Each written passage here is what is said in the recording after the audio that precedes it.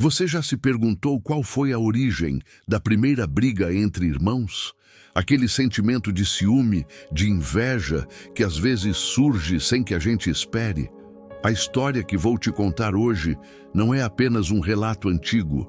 Ela é o espelho da primeira grande tragédia familiar da humanidade e revela uma verdade poderosa sobre o nosso coração. E se eu te dissesse que a chave para evitar muitos dos nossos conflitos atuais está escondida nesta história de milênios atrás? Fique comigo até o final, para descobrir a lição que pode transformar a maneira como você lida com suas próprias batalhas internas. Logo após deixarem o Jardim do Éden, Adão e Eva tiveram seus primeiros filhos, Caim, o mais velho, e Abel. A vida era dura, exigia trabalho. Caim se tornou agricultor, um homem da terra, que arava o solo e colhia seus frutos com o suor do rosto. Abel, por sua vez, escolheu ser pastor, cuidando de ovelhas, guiando seu rebanho com paciência e dedicação. Chegou o tempo de ambos apresentarem uma oferta a Deus, um ato de gratidão e reconhecimento. Caim pegou parte de sua colheita, os frutos da terra que ele tanto trabalhou, e os ofereceu. Abel, por sua vez, escolheu o melhor de seu rebanho, os primogênitos, os mais fortes e saudáveis, e também os ofereceu ao Senhor. E então, algo aconteceu. A Bíblia nos diz que Deus se agradou da oferta de Abel, mas não da de Caim.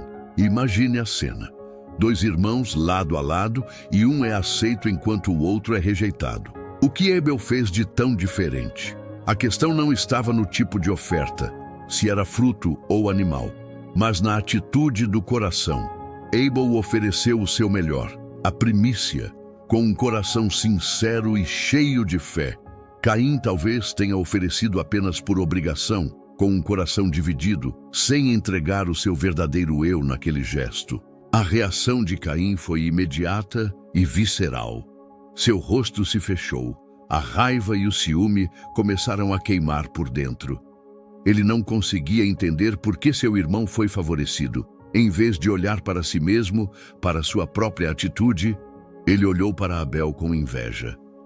Deus, em sua infinita misericórdia, viu o coração de Caim e foi até ele. Ele não o condenou de imediato, mas o aconselhou como um pai. "Por que você está tão irado?" Ele perguntou. "E por que o seu rosto está abatido? Se você fizer o bem, não será aceito? Mas se não fizer, o pecado está à porta, à sua espera. Ele deseja dominá-lo, mas você deve dominá-lo." Pense nisso. Deus deu a Caim uma chance. Ele o alertou sobre o perigo que o rondava. A inveja, a raiva, eram como uma fera agachada, pronta para dar o bote. E Deus disse: "Você tem o poder de dominar isso." Ele deu a Caim a responsabilidade e a oportunidade de escolher o caminho certo, de se arrepender e mudar sua atitude. Mas Caim não ouviu. Ele deixou que a amargura crescesse em seu coração, regando a semente da inveja até que ela se tornasse uma árvore de ódio. O conselho de Deus foi ignorado.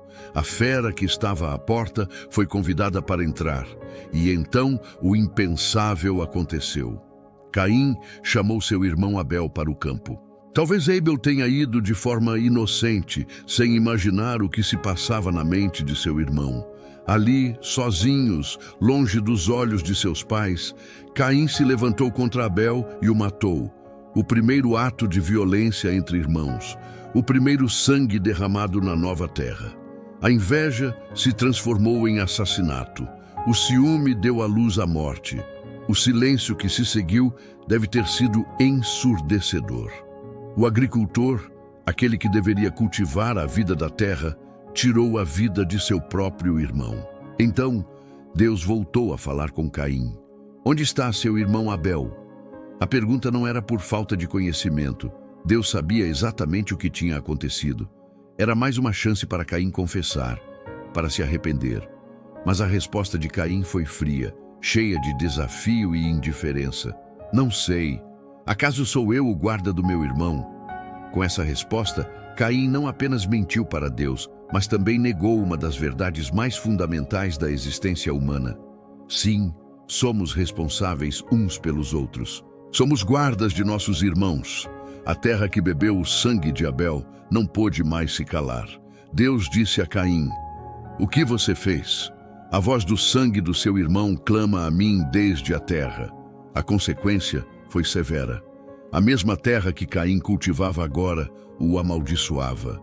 Ela não lhe daria mais sua força. Ele se tornaria um fugitivo, um errante pelo mundo, sem paz, sem lugar para chamar de seu. Sua conexão com a terra, sua identidade como agricultor, foi quebrada. Caim, finalmente, percebeu a dimensão de seu ato. Ele disse: "Meu castigo é maior do que posso suportar." Ele não expressou remorso pelo que fez a Abel, mas medo por sua própria vida. Medo do castigo. Ele temia ser morto por qualquer um que o encontrasse. E aqui, vemos mais uma vez a complexa misericórdia de Deus. Mesmo após esse ato terrível, Deus colocou um sinal em Caim, uma marca para que ninguém que o encontrasse o matasse. Ele não o abandonou completamente, mas permitiu que ele vivesse com as consequências de sua escolha. Caim, então, se retirou da presença do Senhor e foi viver como um errante. Agora, vamos trazer essa história para os nossos dias. Quantas vezes, como Caim, olhamos para as conquistas dos outros, um colega de trabalho, um amigo, até mesmo um irmão, e sentimos aquela pontada de inveja? Vemos o sacrifício deles sendo aceito, uma promoção, um relacionamento feliz, um sucesso, e nos perguntamos: por que não eu? A lição de Caim e Abel é um alerta poderoso. A inveja é uma semente perigosa. Se não for tratada, ela cresce e se transforma em ressentimento, amargura e, em casos extremos, em atos destrutivos. A história nos ensina que temos uma escolha. Quando o ciúme bater à nossa porta, podemos, como Deus aconselhou Caim, dominá-lo. Como fazemos isso? Primeiro, olhando para dentro, não para o lado.